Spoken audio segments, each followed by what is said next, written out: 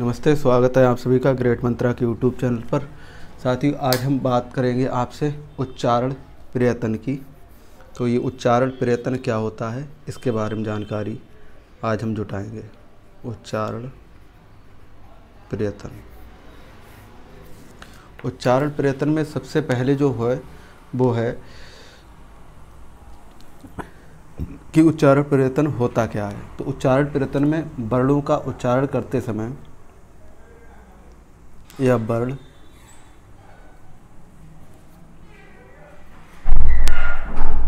उच्चारण करते समय मानव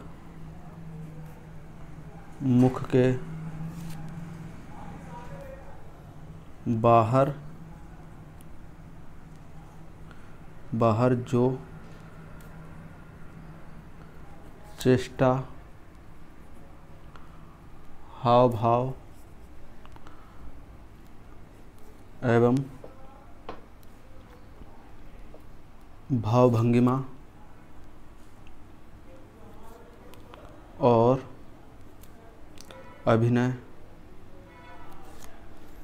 मुद्रा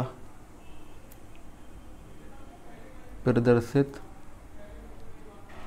होती है, ये सब उच्चारण प्रयत्न कहलाते हैं। अब मतलब वर्ण या वर्णों का उच्चारण करते समय मानव मुख के बाहर जो चेष्टा, हाव भाव एवं भाव भंगिमा और अभिनय मुद्रा प्रदर्शित होती है, वे सब क्या कहलाते हैं? उच्चारण प्रयत्न कहलाते हैं। अब ये जो उच्चारण प्रयत्न है ये दो प्रकार का होता है। उच्चारण जो प्रयत्न है,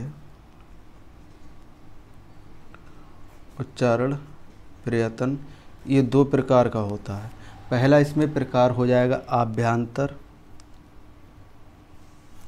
और दूसरा हो जाएगा बाहरी या बाह्य।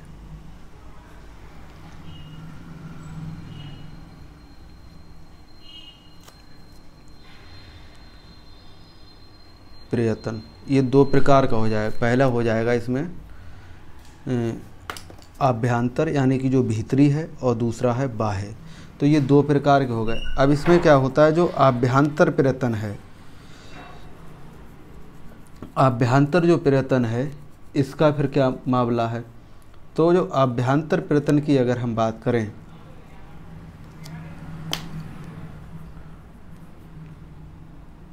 पहला आभ्यंतर, इसमें क्या होता है कि मानव मुख के बाहर प्रदर्शित उच्चारण नहीं, मानव मुख के अंदर होने वाला उच्चारण, मुख के अंदर होने वाला उच्चारण प्रयत्न, और जो दूसरा है जो बाह्य,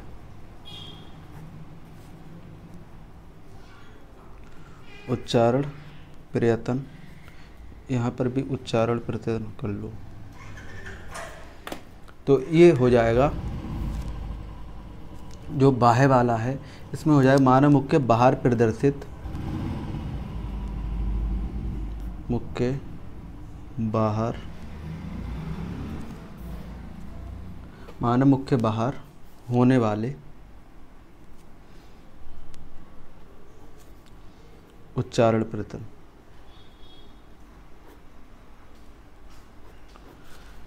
उच्चारण प्रयत्न क्या होता है? उच्चारण प्रयत्न वर्ण का उच्चारण करते समय मानव मुख के बाहर जो चेष्टा, हाव भाव, भाव भंगिमा तथा अभिनय मुद्रा प्रदर्शित होती है, वे सब उच्चारण प्रयत्न कहलाते हैं। अब उच्चारण प्रयत्न के दो प्रकार हैं। पहला है बाह्य, पहला आभ्यंतर उच्चारण प्रयत्न, फिर दूसरा हो जाएगा बाह्य उच्चारण प्रयत्न। तो जो आभ्यंतर उच्चारण प्रयत्न है, इसमें मानव मुख के अंदर होने वाले जो उच्चारण हैं वे, और बाह्य में हो जाएगा मानव मुख के बाहर होने वाले उच्चारण। तो ये दो प्रकार से हो गया। अब हम बात करें कि जो आंतरिक है इसके अंतर्गत क्या क्या आएगा। तो जो आंतरिक है इसके अंतर्गत, यानी कि आंतरिक या आभ्यंतर हम इसे कह देते हैं, आभ्यंतर प्रयत्न, ये कई प्रकार का होता है? ये होता है 5 प्रकार। तो इसमें पहले क्या आएगा? तो इसमें आता है, वो है कि स्पृष्ट, एक स्पृष्ट। अभी स्पृष्ट क्या है? तो स्पृष्ट होता है निर्धारित उच्चारण स्थान का, निर्धारित उच्चारण स्थान का, निर्धारित उच्चारण स्थान का जिह्वा द्वारा पूर्ण स्पर्श भली भांति सहयोग प्राप्त करना। और दूसरा है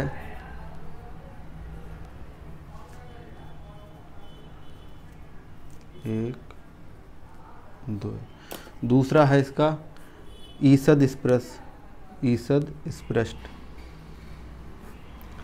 ईषद स्पृष्ट में क्या है? ईषद स्पृष्ट उसे कहते हैं, पहले से तोड़ लो, ईषद, ये टूटेगा ईषद प्लस स्पृष्ट में। तो जो ईषद है इसका अर्थ होता है थोड़ा या कम। अब ये परिभाषा बहुत अच्छे से बन जाए। निर्धारित उच्चारण स्थान का, अर्थात निर्धारित उच्चारण स्थान का जिह्वा द्वारा कम स्पर्श यानी कि सहयोग प्राप्त करना। नेक्स्ट है तीसरा वाला विव्रत। अब ये विव्रत क्या होता है? तो विव्रत होता है वर्ण का उच्चारण करते समय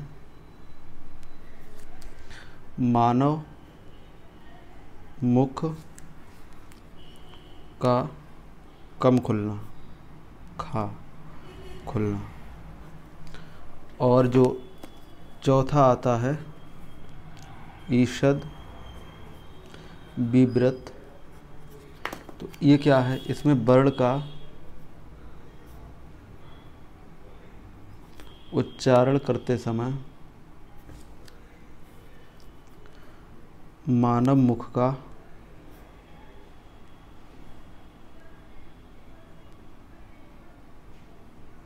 ये पूरा खुलना होगा, यहाँ पूरा खुलना, यहाँ पर होगा कम खुलना।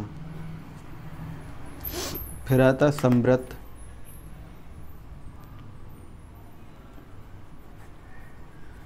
अब ये संव्रत क्या होता है? संव्रत में होता है ह्रस्व आ की अवग्रह, ये अवग्रह चिन्ह होता है, देख लो, ये इस टाइप से ये लगता है, अवग्रह प्रयोग करना। तो ये हो गए हमारे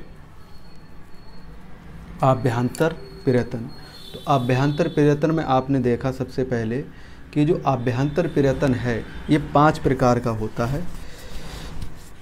स्पृष्ट, ईषद स्पृष्ट, विव्रत और ईषद विव्रत और संव्रत।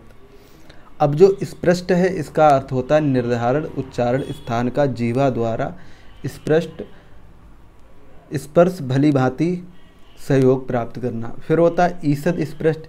इसमें ईषद का अर्थ होता है थोड़ा, अर्थात निर्धारित उच्चारण स्थान का जिह्वा द्वारा कम स्पर्श सहयोग प्राप्त करना। फिर होता है विव्रत। तो वर्ण का उच्चारण करते समय मानव मुख का पूरा खुलना। फिर होता है ईसद बीव्रत। तो ईसद का अर्थ यहाँ पर देखो है कम है, तो यहाँ पर भी यही होगा। तो वर्ण का उच्चारण करते समय मानव मुख का कम खुलना। फिर है कि संव्रत। अब ये जो संव्रत है इसका जो प्रकार होता है वो क्या है, सॉरी संव्रत ये क्या है, तो हृष्य आ की अवग्रह का प्रयोग करना। तो इस तरीक़ा से ये हो जाएंगे हमारे कितने 5। अब बात करें आगे की जो बाहे वाले हैं, तो बाहे में देखते ये कितने प्रकार का होता है। बाहे प्रयत्न प्रयत्न प्रयत्न, बाहे प्रयत्न। तो ये जो दूसरे नंबर का है इसमें क्या है, तो बाह्य प्रयत्न का मतलब होता है कि मानव मुख के बाहर होने वाले उच्चारण। अब ये कई प्रकार के हैं, तो ये हैं 11 प्रकार के। तो इसमें पहला जो है वो है विवार, संवार, विवार,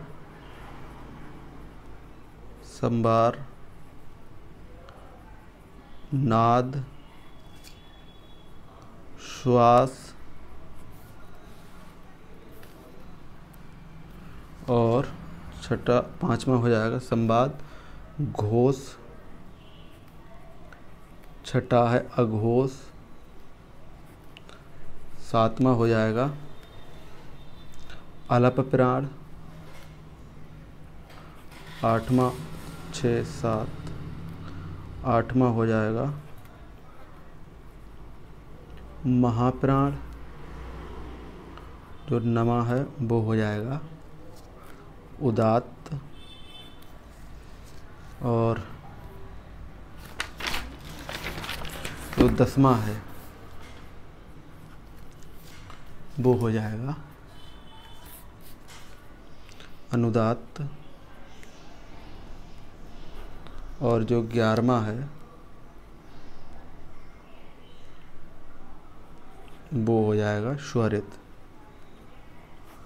तो इसमें जो बाह्य प्रयत्न के हैं, बाह्य उच्चारण प्रयत्न, ये 11 हो जाते हैं। विहार, संवार, नाद, श्वास, घोष, अघोष, प्राण, अल्पप्राण, महाप्राण, उदात्त, अनुदात्त और स्वरित। तो इसमें सबसे पहले जो विवार है वो हम समझेंगे। तो विवार क्या है, तो विवार का अर्थ जो है उच्चारण के समय मानव मुख का प्रसारण होना। उच्चारण के समय मानव मुख का प्रसारण होना। और ये जो संवार है इसका अर्थ होता है उच्चारण के समय मानव मुख का प्रसार ना होना, प्रसारण ना होना। फिर है जो नाद, तो उच्चारण के समय मानव मुख का नासिक ध्वनि उत्सर्जन, उत्सर्जन। फिर नेक्स्ट है हमारा जो श्वास, तो श्वास में क्या होता है, उच्चारण के समय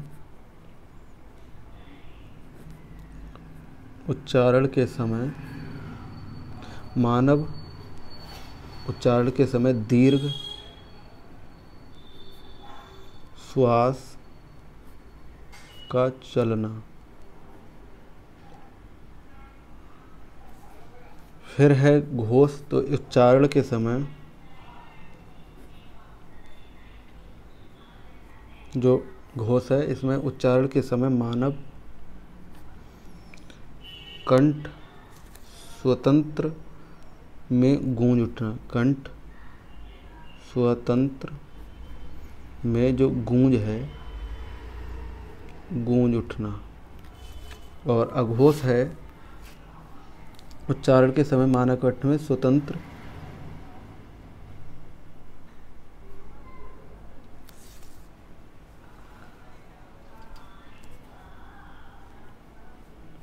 उच्चारण के समय मानव कंठ में स्वतंत्र या स्वरतंत्र,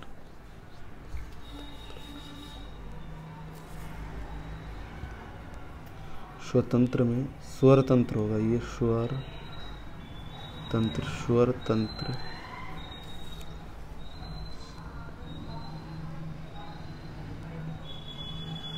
स्वर तंत्र में गूंज ना उठना। फिर जो अल्प प्राण है, इसमें उच्चारण के समय कम प्राण वायु का प्रयोग, उच्चारण के समय कम प्राण वायु का प्रयोग। और जो महाप्राण है तो उच्चारण के समय अधिक प्राण वायु का प्रयोग। और जो उदात्त है, ये स्वर वर्ण का उच्च ध्वनि में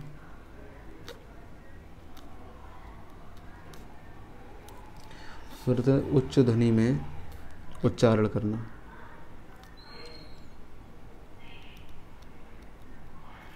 ये हो गया उदात्त। अब अनुदात्त का स्वर वर्ण में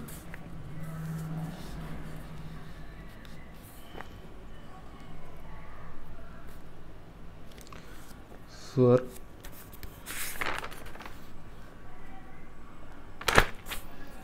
वर्ण का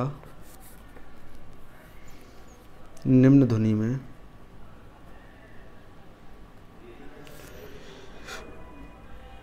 उच्चारण करना और स्वर वर्ण का मध्यम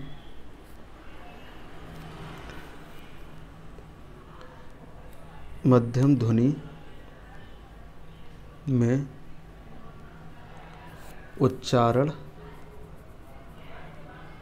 करना। तो इस प्रकार से ये हमारे हो गए। इसमें सबसे पहले क्या हुआ, ये जो उच्चारण स्थान है वो क्या होता है वो समझो।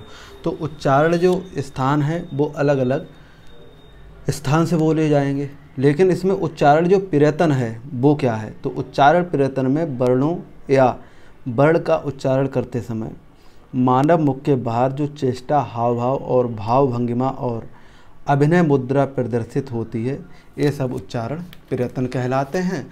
और उच्चारण प्रयत्न दो प्रकार के होते हैं, एक बाहरी उच्चारण प्रयत्न और एक आंतरिक उच्चारण प्रयत्न। तो बाहरी उच्चारण जो प्रयत्न है उसके अंतर्गत 5 आते हैं। आभ्यंतर उच्चारण प्रयत्न और बाह्य उच्चारण प्रयत्न। तो जो आभ्यंतर उच्चारण प्रयत्न है इसके अंतर्गत 5 आते हैं, स्पृष्ट, ईषद स्पृष्ट, विव्रत और ईषद विव्रत। और फिर जो बाह्य उच्चारण प्रयत्न है इसके अंतर्गत 11 आते हैं, विवार, संवार, नाद, श्वास, घोष, अघोष, प्राण, अल्पप्राण, महाप्राण, उदात्त, अनुदात्त और स्वरित। तो इसमें जो स्पृष्ट है ये निर्धारित उच्चारण का जो समय है जीवा द्वारा पूर्ण स्पर्श भली भांति जो सहयोग प्राप्त होता है या करता है वो है स्पृष्ट।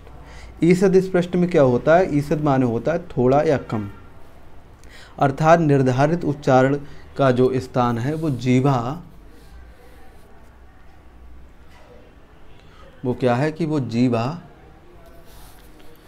जो जीवा निर्धारित स्थान से जीवा द्वारा कम स्पर्श सहयोग प्राप्त। फिर विव्रत वर्ण का उच्चारण करते समय मानव मुख पूरा खुलता है। नेक्स्ट है ईषद विव्रत, तो वर्ण का उच्चारण करते समय मानव मुख का कम खुलना। और फिर है संवृत, तो जो ह्रस्व आ की अवग्रह प्रयोग करना है वो संवृत मात्रा। अब जो विवार है, जो बाह्य प्रयत्न के अंतर्गत जो आते हैं वो 11 आते हैं, तो उसमें विवार है उच्चारण के समय मानव मुख का प्रसारण होना। फिर संवार में उच्चारण के समय मानव मुख का प्रसारण ना होना। और नाद का है उच्चारण के समय मानव मुख का नासिक की ध्वनि में उत्सर्जन। और स्वाद का है कि नाद का है ध्वनि उत्सर्जन, और श्वास का है उच्चारण के समय दीर्घ श्वसन का चलना। फिर है घोष, उच्चारण के समय मानव कंठ स्वर तंत्र में गूंज उठना।